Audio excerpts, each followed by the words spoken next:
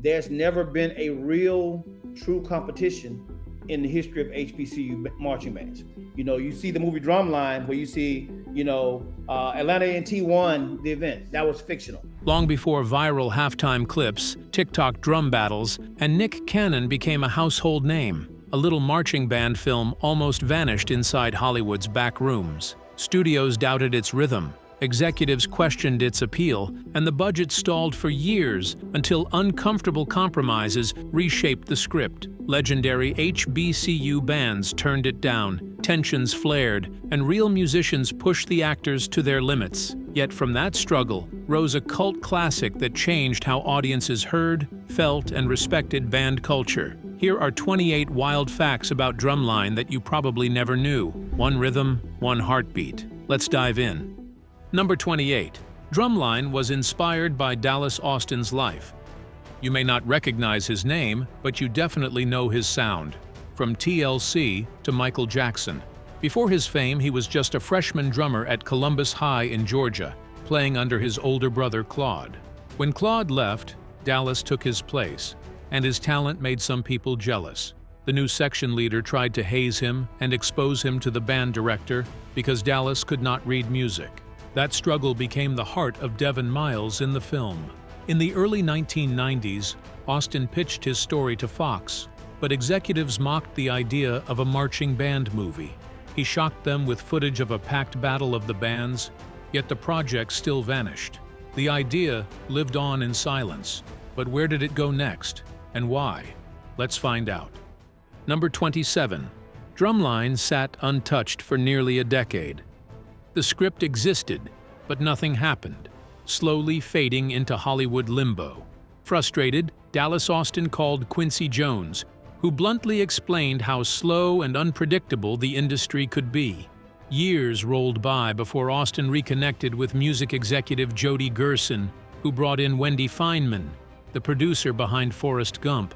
They approached Elizabeth Gabler at Fox 2000, and Austin even tried to take the project elsewhere. Instead, Gabler insisted Fox would finally make it, with one major demand: move the story from high school to college and rewrite everything. That single note reshaped the entire film. The wait was painful, but maybe necessary. Let's take a look at what the new version looks like. Number 26. The first draft of Drumline was completely different. It centered on a black student entering a white suburban school in the Midwest, shaking up a stiff marching band with his rhythm. Director Charles Stone III read it and passed, uncomfortable with the racial tension in that version. 6 months later, a new script arrived, set at a historically black college in the South, built around traditional show-style drumming. Stone visited a summer camp where students trained from dawn to night, treated like athletes and celebrities. Watching their discipline and passion, he realized this was not just a band movie, but a sports movie with drums, like Top Gun on the field. He signed on instantly, inspired by what he saw. Inspiration is powerful, but what massive demand was the studio about to make? Stay glued. Number 25. The studio tied $5 million to one controversial demand. The film's budget was $15 million. 5 of the South's best competing for top honors, $50,000, and a year's worth of bragging rights. But director Charles Stone wanted 20. The studio agreed, on one condition: add a white character. They claimed the movie needed a white face to be marketable to wider audiences. Stone resisted, arguing the story should remain authentic, but eventually had to compromise. Dallas Austin found real-life inspiration at Morris Brown College, noticing a red-haired white cymbal player who loved the band and grew up nearby. That student became Jason Floor, known as GQ in the film. One character, $5 million, and a creative sacrifice that shaped the final movie. It was a risky deal that changed everything, but was the pressure over yet? The fascinating story is just starting. Number 24. Leonard Roberts struggled with his body in the final scenes.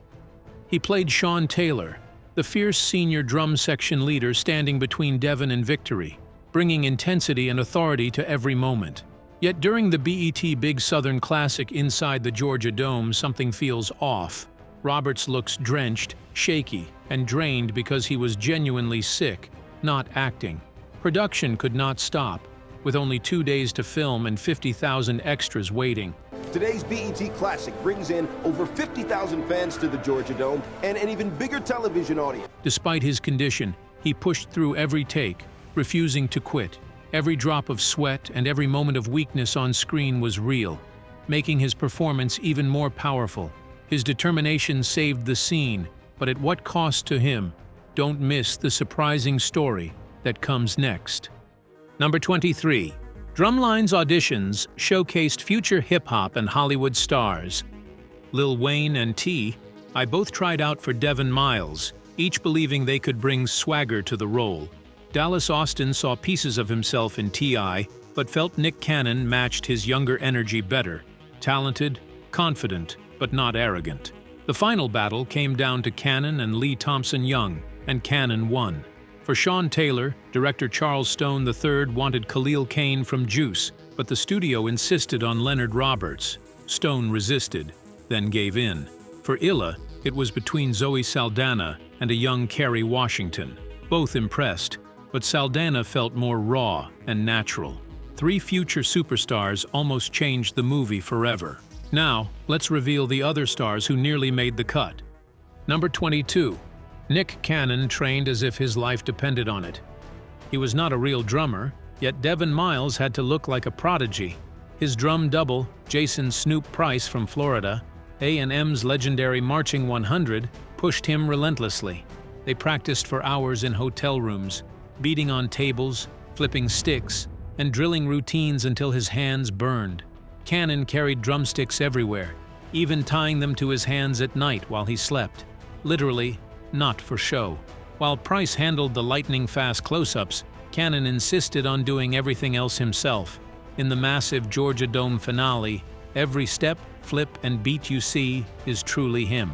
By the end, he wasn't acting. He was part of the line. Which actor had to adjust to a rhythm they weren't prepared for? Number 21. Zoe Saldana had to relearn how to move. Coming off center stage, she was a trained ballet dancer. Perfect posture, pointed toes, strict control. But HBCU dance lines move differently. Loose hips, deep bounce, bold rhythm. Saldana admitted she had zero hip mobility at first. Ballet never taught her to drop it low. Choreographer Glenda Morton pushed her hard until her body adapted. By filming's end, Saldana said she could move with real Southern groove. Still, she nearly lost the role to Kerry Washington, who also impressed in auditions. Stone chose Saldana for her chemistry and realism. That choice launched a career that later made her the highest-grossing actress ever. Drumline was only the beginning, and something came that after changed everything? Let's get the details. Number 20. The studio's drummer, Jason "GQ" Floor, paid a harsh price for authenticity. He arrived 2 weeks early alongside Nick Cannon and trained relentlessly, day after day, with no rest. Assigned to the bass drum, he had to master heavy mallet strikes that smashed against his hands again and again. The repetition was unforgiving. Eventually, his skin gave way, splitting open and spilling blood across his drum. Most people would have stopped, but GQ refused. Instead of calling for help, he kept playing through the pain, treating the wound like part of the battle. His commitment blurred the line between acting and real sacrifice, proving how intense this world truly was. Yet his pain was nothing compared to what came next. Why did 2 legendary bands refuse to play? Stay glued. Number 19. The film's finale relied on HBCU bands, but 2 giants stayed absent. Schools like Bethune-Cookman, Clark Atlanta, Grambling State, and Morris Brown showed up to film the BET Big Southern Classic. However, Florida A&M's Marching 100 and Southern University's Human Jukebox refused to participate. Their message was blunt and powerful. We don't lose, not in real life, not in fiction. They rejected Hollywood, millions of viewers, and the spotlight simply to protect their pride. To them, losing on screen would stain their legacy. Over the years, the competition has become slicker and much more glitzy. With reigning champion Morris Brown, you know what to expect. This wasn't just about a movie, it was about identity, respect, and tradition. Drumline showed the culture, but these bands lived it. Number 18.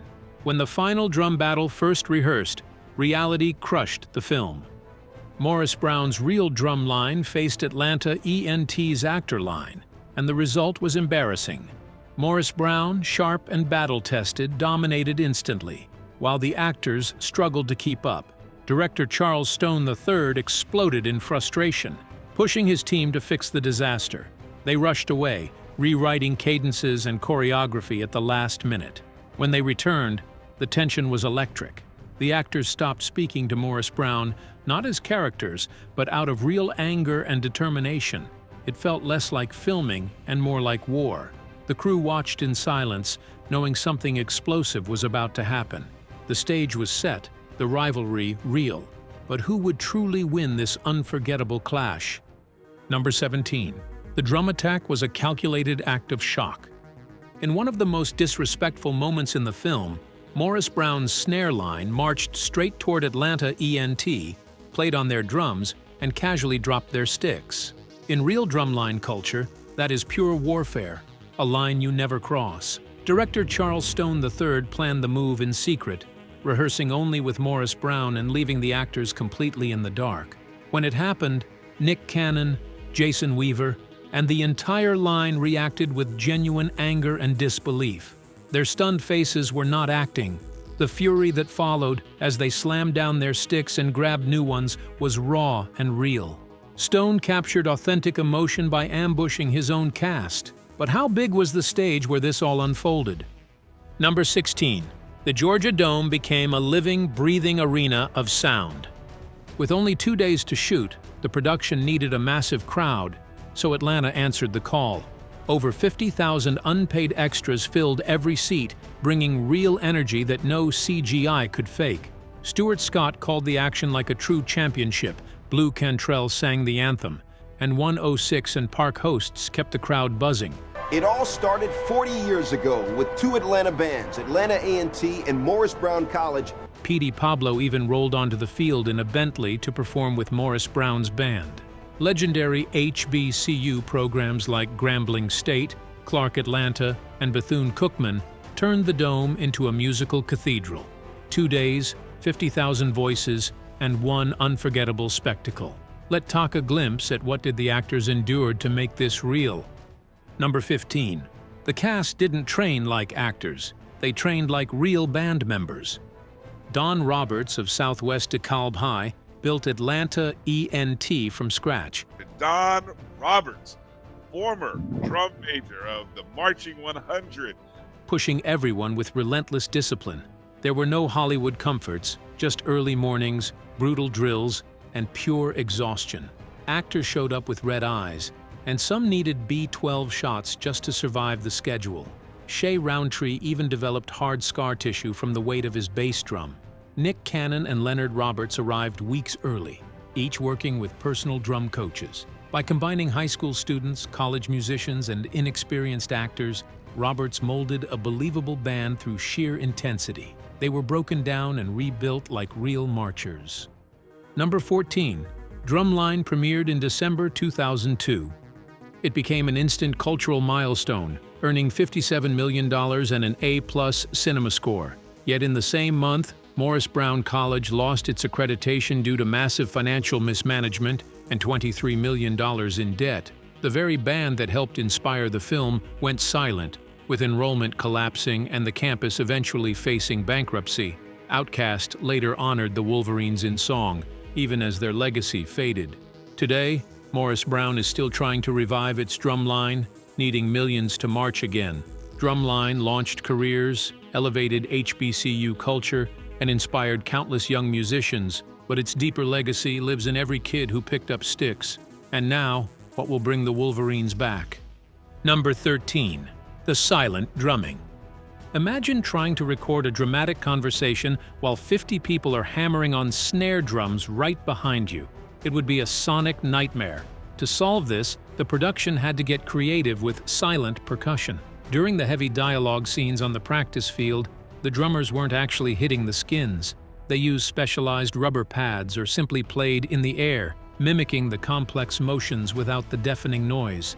This allowed the microphones to capture every word of the actor's tension perfectly. Every crisp tap and boom you hear during those specific moments was actually meticulously layered in by sound engineers during post-production in a studio to ensure total clarity for the audience. But even with perfect sound, capturing flawless visuals pushed the limits of endurance and skill, testing Nick Cannon like never before. Number 12. The Ghost Stick Flips. Nick Cannon's dedication was legendary, but the learning curve for elite-level backsticking and high-speed stick flips is incredibly steep.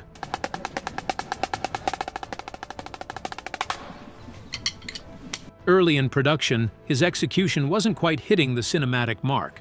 Things got so desperate that the production team actually considered using CGI sticks for certain transitions, digitally inserting the sticks to ensure they looked flawless. However, the idea of digital drumming didn't sit right with the film's authentic vibe. Thanks to Cannon's obsessive round-the-clock practicing and the incredible skills of his hand double, Jason Price, they managed to capture everything practically. The Ghost sticks remained a discarded backup plan, proving that sweat and grit beat out computer-generated effects every single time in this movie. Number 11. The Rain Was Real. Some of the most iconic images in Drumline feature the band grinding through a torrential downpour. What's wrong? They don't have enough black people in Georgia Tech? I don't find their marching style or musical selection. But that wasn't just the work of a Hollywood rain tower. While filming in Atlanta, a massive, unscripted storm actually moved in, drenching the entire set. Rather than calling for a wrap and waiting for clear skies, director Charles Stone III saw a golden opportunity. He ordered the cameras to keep rolling, forcing the cast and the real band members to perform through the freezing, genuine elements. This captured an authentic level of misery and grit that a machine simply couldn't replicate. It perfectly highlighted the core theme of the film: absolute discipline and one sound, regardless of the brutal conditions. Number 10. P.D. Pablo's unscripted energy.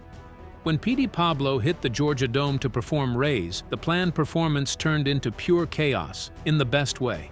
The Morris Brown Band was already alive with intensity, and P.D. fed off it, improvising his moves, gestures, and interactions on the fly. The production team had no idea he'd go off script, and band directors scrambled to keep the students in sync with his spontaneous energy. Every cheer, stomp, and jump was organic, creating a raw, rock concert-like atmosphere that could never have been choreographed. What appears on screen as a movie scene is actually a live collision of talent and adrenaline. But this level of spontaneity wasn't limited to the music. Let's take a look on what happened on the campus. Number 9. The Fake Atlanta A&T. Although the film revolves around the fictional Atlanta A&T, the production leaned heavily on real HBCU campuses to create authenticity. Clark Atlanta University and Morris Brown College served as the primary backdrops, offering sprawling lawns, iconic buildings, and real marching band culture. Set designers tried to hide logos and banners, but eagle-eyed viewers can still spot glimpses of CAU's real signs. These unintentional details became a tribute to the campuses that gave life to Devin Miles's world. Every quad, hallway, and practice field wasn't just a set, it was a living, breathing piece of HBCU tradition.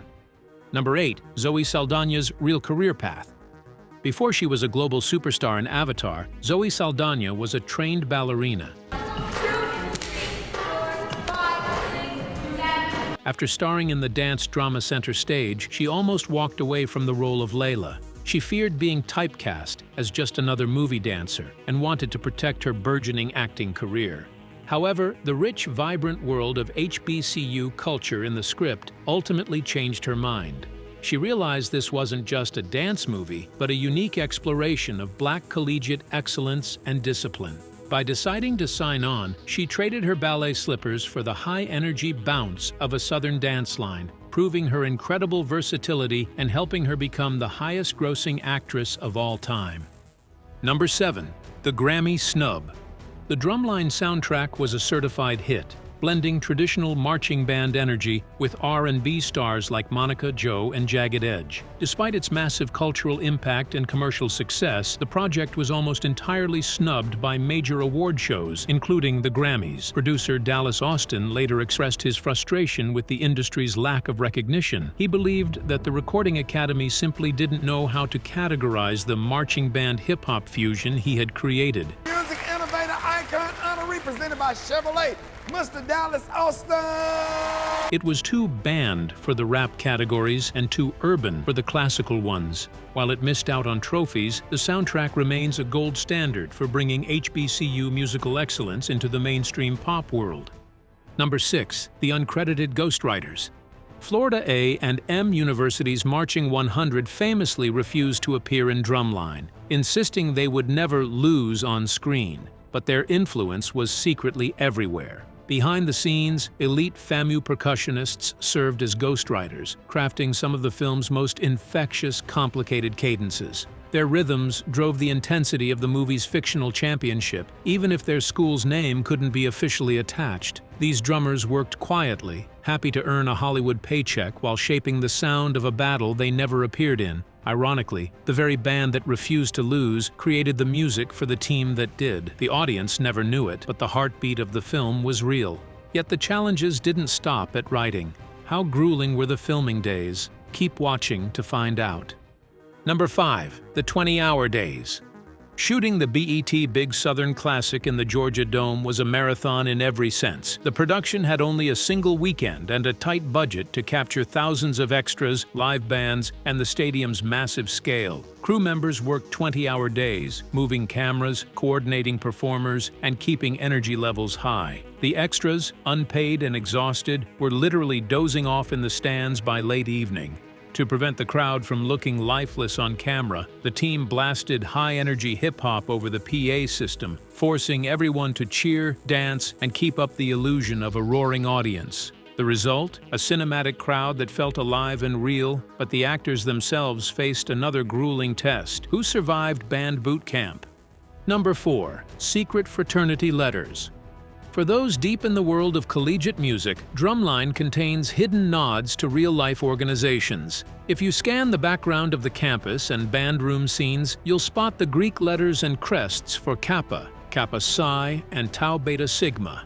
These are real national honorary band fraternity and sorority symbols. The production sought official permission to include them to ensure the Atlanta A and T world felt 100% authentic to actual HBCU students. Seeing these symbols on screen was a huge moment for real-life members, signaling that the filmmakers truly respected the sacred traditions and brotherhood/sisterhood that exist within the marching band community. Number 3. The Hand Double Mystery. While Nick Cannon's dedication was impressive, the lightning-fast solos required a level of mastery that takes decades to achieve. Enter Jason Price, a legendary percussionist from the Florida A and M University, FAMU, Marching 100. Price served as the hands of Devin Miles for those extreme close-up shots. His technique was so incredibly rapid that the cinematography team encountered a technical problem. His hands were a literal blur on standard film. To fix this, they often had to adjust the cameras to a higher frame rate just to catch the definition of the sticks. If you look closely at the most complex solos, you aren't just watching a movie trick, you are witnessing the peak physical speed of a world-class HBCU drummer. Number 2. 40,000 Unpaid Extras. To recreate the spectacle of a packed stadium without blowing the budget, the production had to get creative. Hiring tens of thousands of professional extras was impossible, so they turned to the city of Atlanta. The team promoted a free event featuring legendary HBCU bands like Bethune-Cookman and Grambling State. Thousands of locals showed up, drawn by the music, not the cameras, creating a genuine high-energy crowd. Their enthusiasm wasn't scripted, it was real, electrifying the Georgia Dome and giving the movie the roar of a true championship.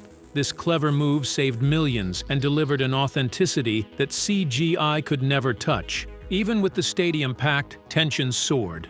But what unfolded on set shocked everyone.